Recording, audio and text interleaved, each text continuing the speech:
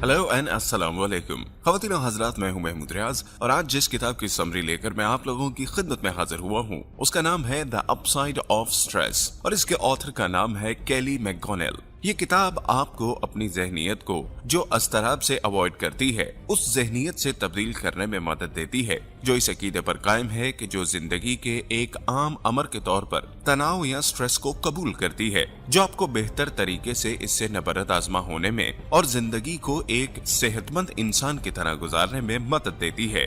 Upside of stress मई 2015 में सामने आई और इस बात की दलील है कि तनाव या स्ट्रेस दरअसल आपके लिए अच्छा है जब तक कि आप इसके बारे में सही माइंडसेट न अपना लें। ये किताब आपको तनाव से मुतल्लिक सही तरीके से निपटने के लिए हिकमत अमली फराहम करती है। इस किताब में मैंने 3 आइडियाज अखज किए। तनाव सिर्फ आपकी सेहत के लिए उस सूरत में नुकसानदेह हो सकता है अगर आपको इस बात पर यकीन है कि ये आपके लिए नुकसानदेह है। स्ट्रेस पैराडॉक्स का कहना है कि खुशगवार जिंदगियों में तनाव शामिल होता है। और आखिरी सबक ये कि आप अपने दबाव को तवानाई में तब्दील कर सकते हैं जो आपकी कारकर्दगी को बढ़ाएगा। सबसे पहला सबक, तनाव सिर्फ आपकी सेहत के लिए नुकसानदेह है अगर आपको यकीन है। मुताले का खुलासा किया गया है जिसमें बताया गया कि तनाव की ज्यादती से लोगों की अपनी उम्र से पहले ही मौत में मुब्तला होने के इम्कानात में 43% इजाफा हुआ है।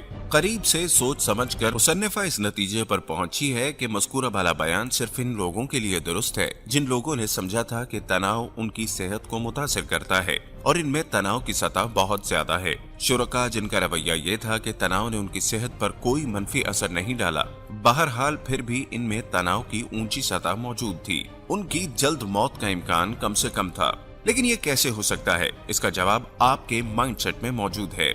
बिल्कुल इसी तरह जैसे आपको बढ़ती हुई ज़हनियत हासिल है या फिक्स्ड ये मानना कि जिंदगी का एक कुदरती और मददगार अंसर तनाव आपकी जाती तरजीहात या आपके हकायक से कहीं ज्यादा ताकतवर है।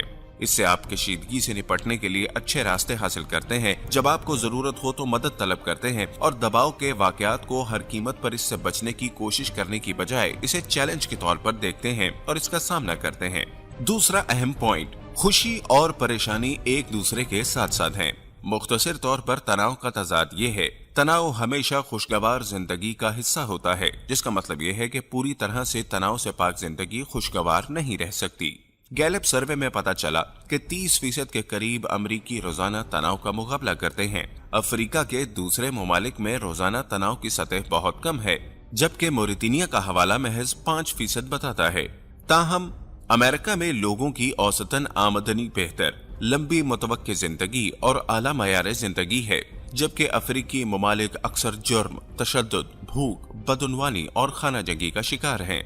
तहकीक से जाहिर होता है कि अक्सर जिंदगी के सबसे ज्यादा दबाव वाले वाकयात भी मानी खेज होते हैं। सबसे ज्यादा कामयाब लोग अक्सर पागलपन की हद तक मसरूफ रहते हैं और उन तक रसाई या मुलाकात बहुत मुश्किल है क्योंकि वो अपने कैरियर से मोहब्बत करते हैं और अपना सब कुछ कुर्बान कर देते हैं। उनके काम के मानी खेजी का एक बड़ा हिस्सा इस हकीकत से अखज किया गया है कि इनके काम में स्ट्रेस मौजूद है।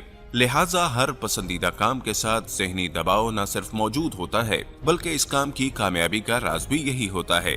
बस ये याद रखिए कि खुशी और तनाव में यगानगत होनी चाहिए। आप इन दोनों के बारे में अपना रवैया बेहतर कर सकते हैं। इस किताब में आखिरी बड़ा सबक जो दिया गया वो ये कि आप अपने दबाव को तवानाई में तब्दील कर सकते हैं जो कि आपकी कारकर्दगी को बढ़ाता है।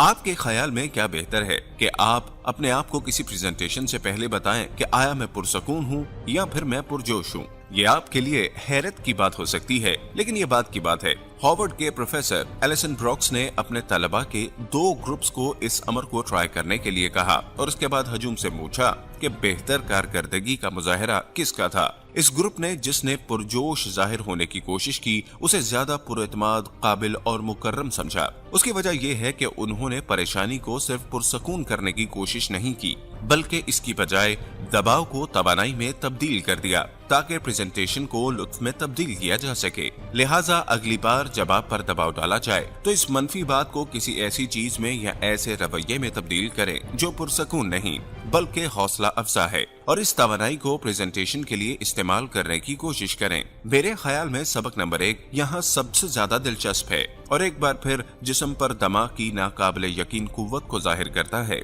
मैं तनाव के बारे में अपना रवैया बेहतर बनाने की कोशिश करूंगा और आपको भी मशवरा दूंगा कि इसे एक अच्छी चीज के तौर पर देखें, क्योंकि ये चीज मेरे लिए मानीखेज है और यकीनन आपके लिए भी बहुत नतीजा खेज और मानीखेज साबित हो सकती है। उम्मीद करता हूँ कि आपको हमारी आज की ये बुक समरी बहुत पसंद आई होगी। हमारे चैनल को लाइक करना, सब्सक्राइब करना और साथ में मौजूद घंटी की अलामत को प्रेस करना हरगिज मत भूलिए, ताकि हमारी तमाम वीडियोस का नोटिफिकेशन आपको बर वक्त मिलता रहे।